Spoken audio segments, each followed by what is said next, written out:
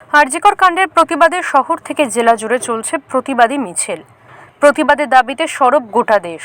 তথ্য প্রমাণ লোপাটের অভিযোগের পাশাপাশি টাকা দিয়ে ধামাচাপা দেওয়ার বিরুদ্ধে পথে নামল মধ্য কলকাতা এবং উত্তর কলকাতার জেলা কংগ্রেস। পুলিশের জামা পরা কুশ পুতুল পুড়িয়ে এবং নকল টাকা ছড়িয়ে আন্দোলনে নামেন তারা। রাজাবাজার মোড় থেকে শুরু হয়ে ডিসি নর্থ অফিস পর্যন্ত ডাক দিয়েছিল তারা।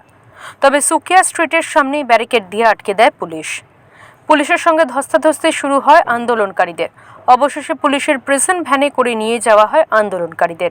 দাবি একটাই, প্রশাসনকে ব্যবহার করা যাবে না।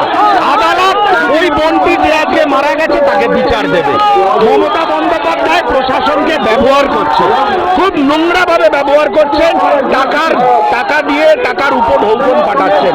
মমতা বন্দ্যোপাধ্যায় যে মৃতা আছে, মৃতার বাড়িতে টাকা পাঠানো হয়েছে উচ্চপদস্থ পুলিশ অফিসারকে দিয়ে।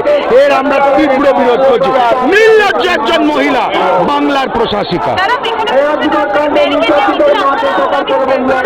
হ্যাঁ, ওরা সত্যের মুখোমুখি হতে চায় না, তাই ব্যারিকেড দিয়েছে। এতে অসুবিধার কিছু নেই, ওরা সত্যের মুখোমুখি হতে চায় না। অত্যন্ত লজ্জা। কলকাতা থেকে কোয়েল বণিকের রিপোর্ট, ওঙ্কার বাংলা।